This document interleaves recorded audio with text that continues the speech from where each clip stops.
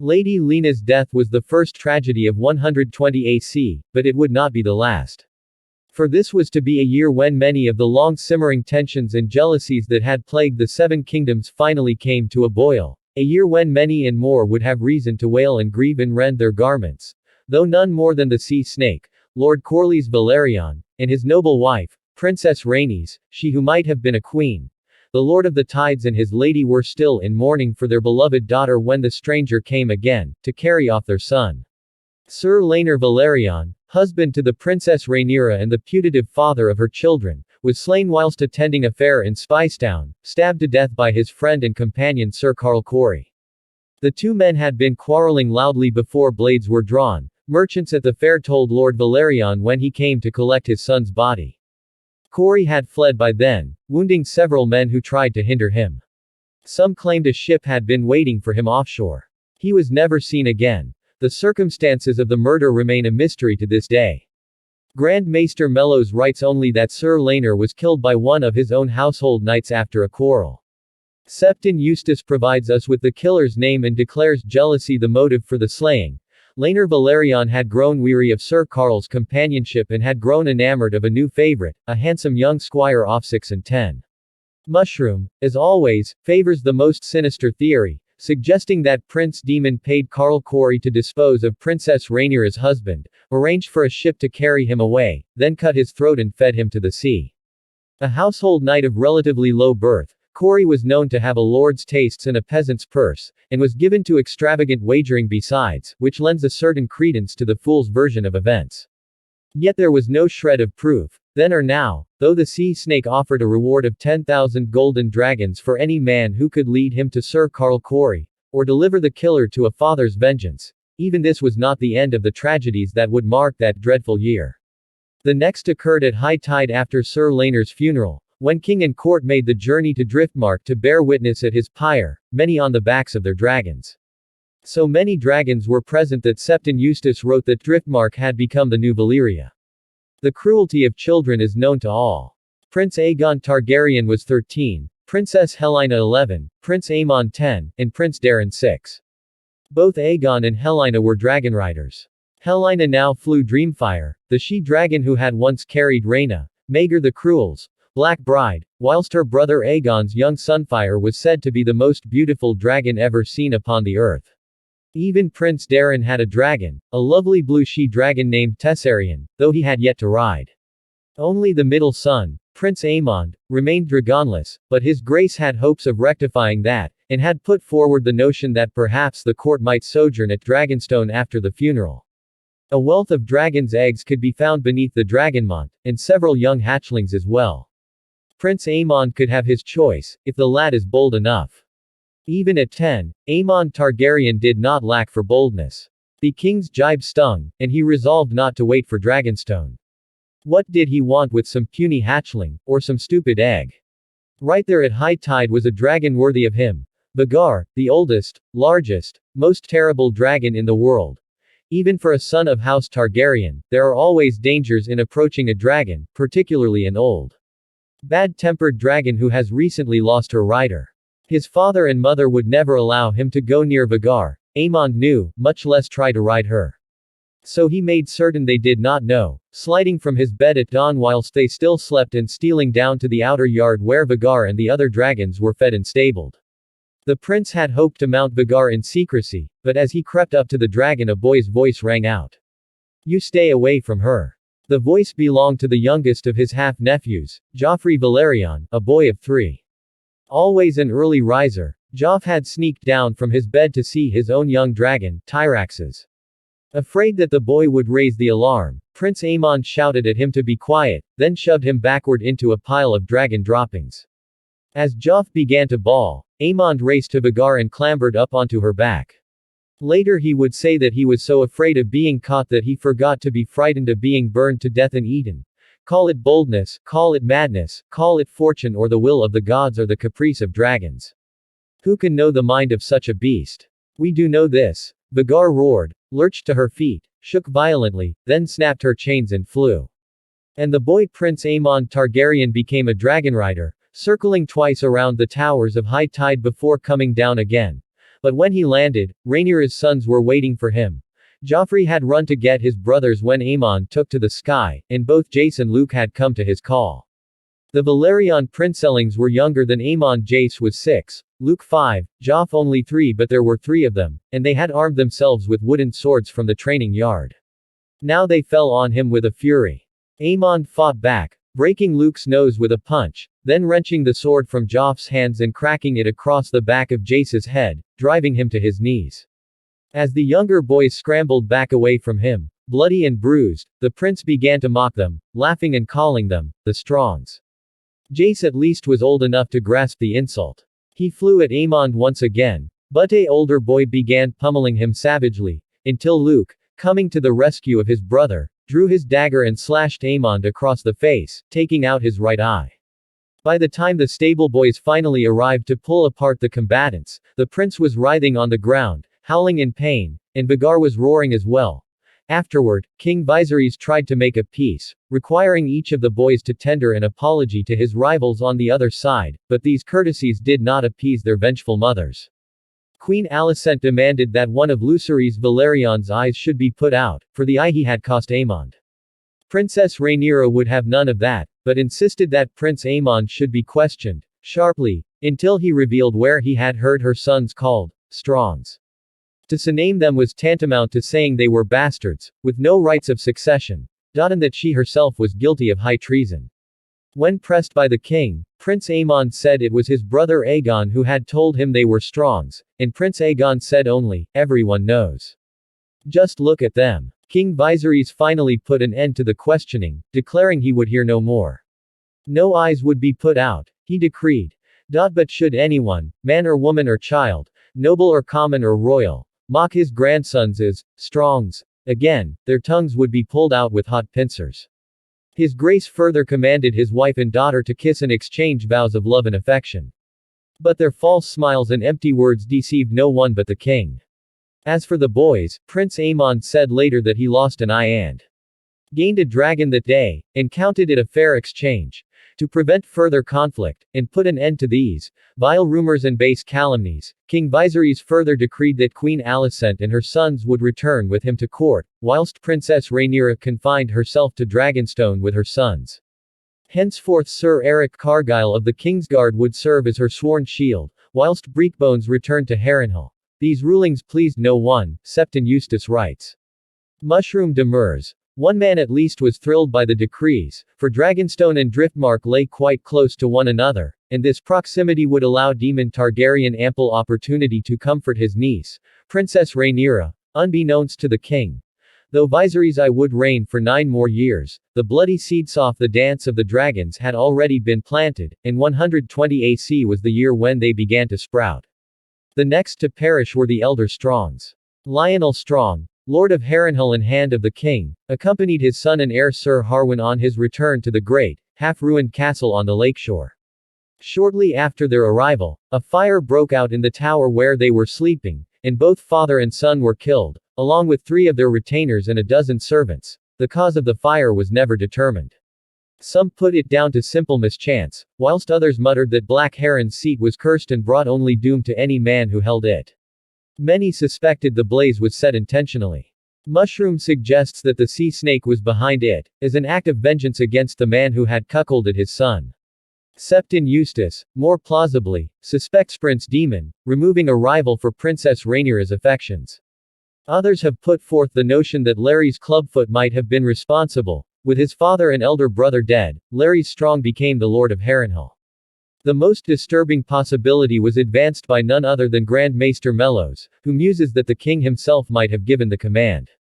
If Viserys had come to accept that the rumors about the parentage of Rhaenyra's children were true, he might well have wished to remove the man who had dishonored his daughter, lest he somehow reveal the bastardy of her sons.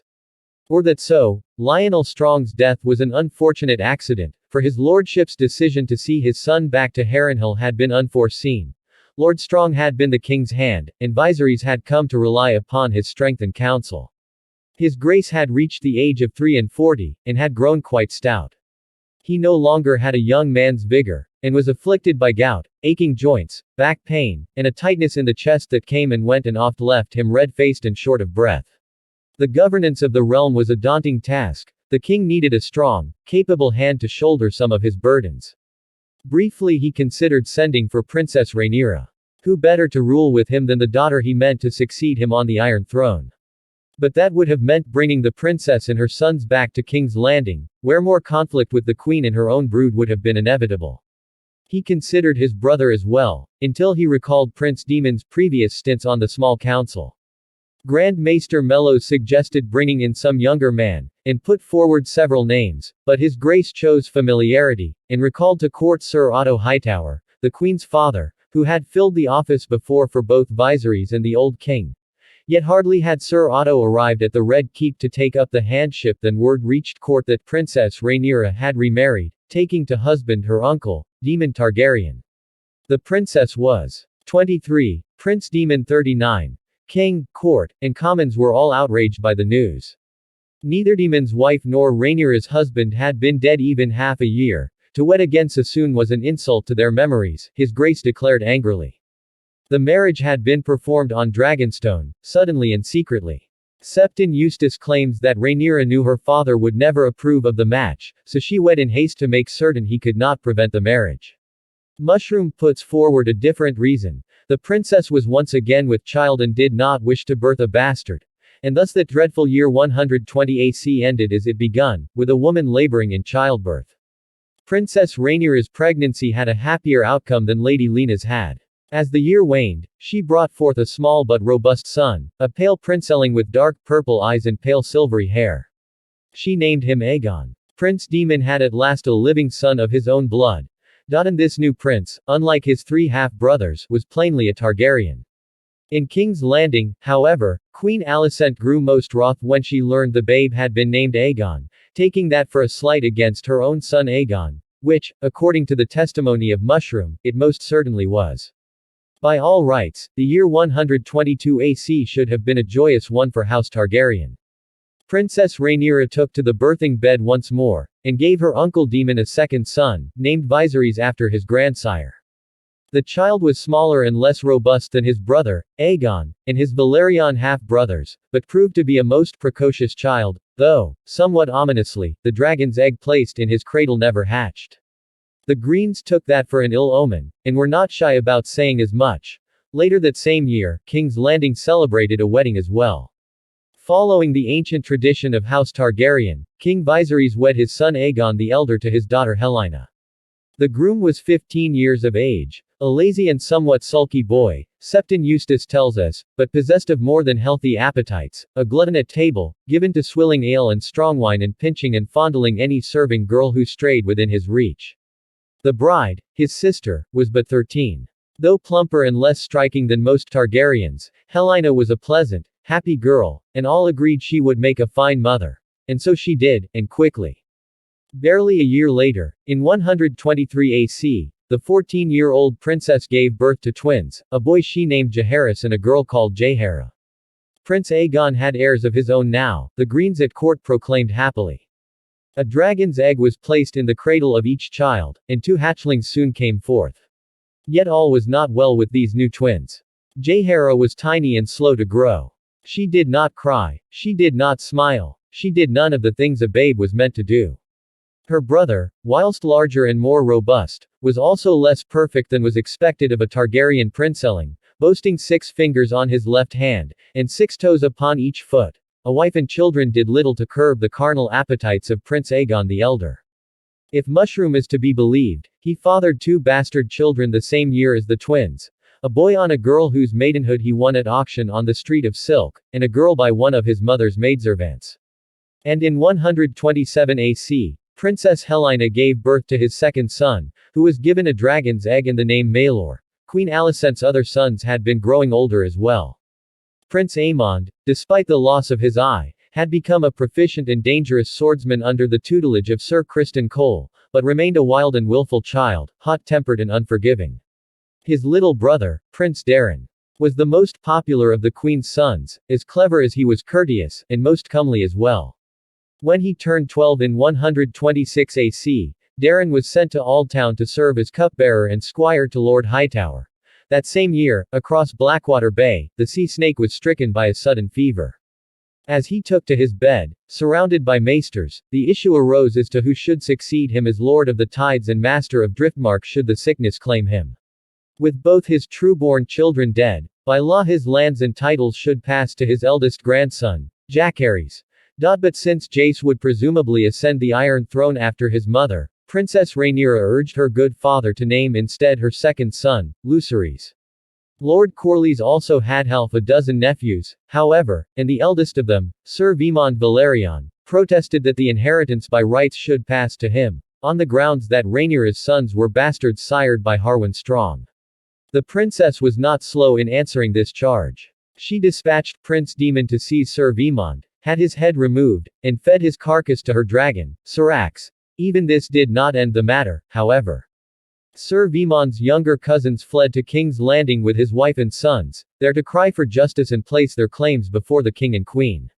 King Viserys had grown extremely fat and red of face, and scarce had the strength to mount the steps to the Iron Throne.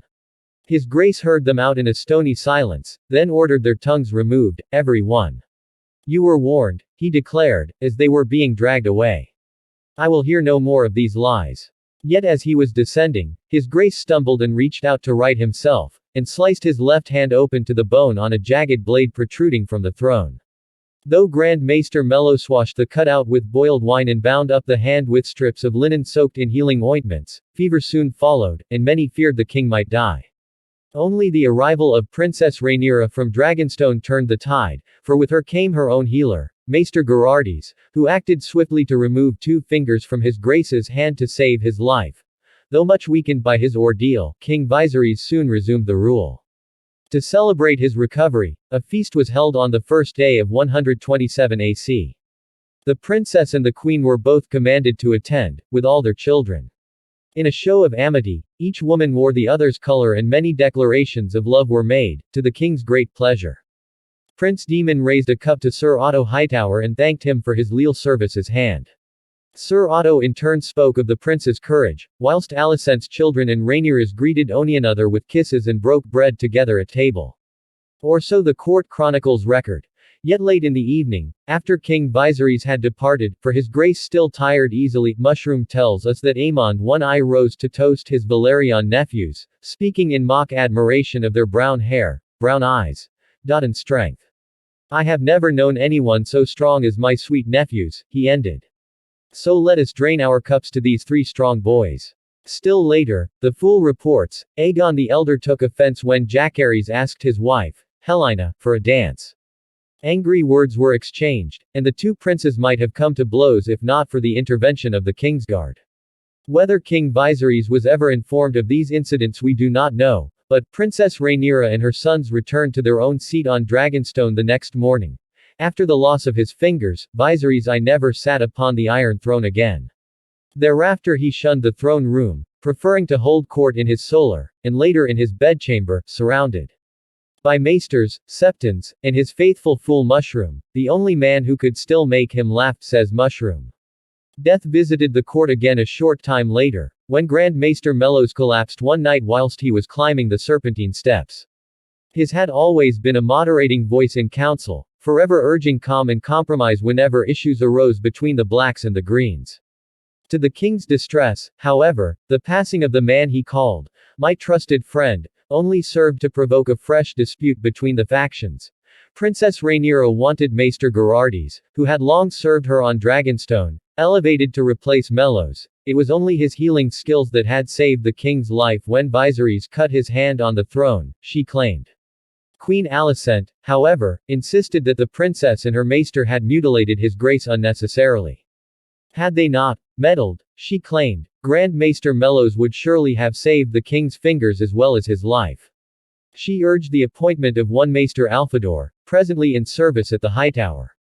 Viserys, beset from both sides, chose neither, reminding both the princess and the queen that the choice was not his to make. The Citadel of Aldtown chose the Grand Maester, not the crown. In due time, the conclave bestowed the chain of office upon Archmaester Orwyle, one of their own. King Viserys did seem to recover some of his old vigor once the new Grand Maester arrived at court. Septon Eustace tells us that this was the result of prayer, but most believed that Orwyle's potions and tinctures were more efficacious than the leechings Mellows had preferred. But such recoveries proved short-lived, and gout, chest pains, and shortness of breath continued to trouble the king. In the final years of his reign, as his health failed, Viserys left ever more of the governance of the realm to his hand and small council. Perforce we ought to look at the members of that small council on the eve of the great events of 129 AC, for they were to play a large role in all that followed. The king's hand remained Sir Otto Hightower, father of the queen and uncle to the Lord of Aldtown. Grand Maester Orwyle was the newest member of the council, and was thought to favor neither blacks nor greens. The Lord Commander of the Kingsguard remained Sir Criston Cole, however, and in him Rhaenyra had a bitter foe. The aged Lord Lyman Beesbury was Master of Coin, in which capacity he had served almost uninterrupted since the old king's day. The youngest councillors were the Lord Admiral and Master of Ships, Sir Tyland Lannister, brother to the Lord of Castley Rock, and the Lord Confessor and Master of Whisperers, Larry Strong, Lord of Harrenhal. Lord Jasper Wilde, Master of Laws, known amongst the smallfolk as Ironrod, completed the council. Lord Wilde's unbending attitudes on matters of law earned him this sobriquet, Septon Eustace says. But Mushroom declares that Ironrod was named for the stiffness of his member, having sired 29 children on 4 wives before the last died of exhaustion. As the Seven Kingdoms welcomed the 129th year after Aegon's conquest with bonfires, feasts, and bacchanals, King Viserys I Targaryen was growing ever weaker. His chest pains had grown so severe that he could no longer climb a flight of steps, and had to be carried about the Red Keep in a chair. By the second moon of the year, his grace had lost all appetite and was ruling the realm from his bed, when he felt strong enough to rule at all. Most days, he preferred to leave matters of state to his hand, Sir Otto Hightower. On Dragonstone, meanwhile, Princess Rhaenyra was once again great with child. She too took to her bed. On the 3rd day of the 3rd moon of 129 AC, Princess Helena brought her 3 children to visit with the king in his chambers. The twins, Jaehaerys and Jaehaera, were 6 years old, their brother, Maelor, only 2. His grace gave the babe a pearl ring off his finger to play with, and told the twins the story of how their great-great-grandsire and namesake Jaehaerys had flown his dragon north to the wall to defeat a vast host of wildlings, giants, and wargs. Though the children had heard the story a dozen times before, they listened attentively. Afterward the king sent them away, pleading weariness and a tightness in his chest. Then Viserys of House Targaryen, the first of his name, King of the Andals, the Rhoynar, and the First Men, Lord of the Seven Kingdoms, and Protector of the Realm, closed his eyes and went to sleep. He never woke. He was 52 years old, and had reigned over most of Westeros for 26 years. Then the storm broke, and the dragons danced.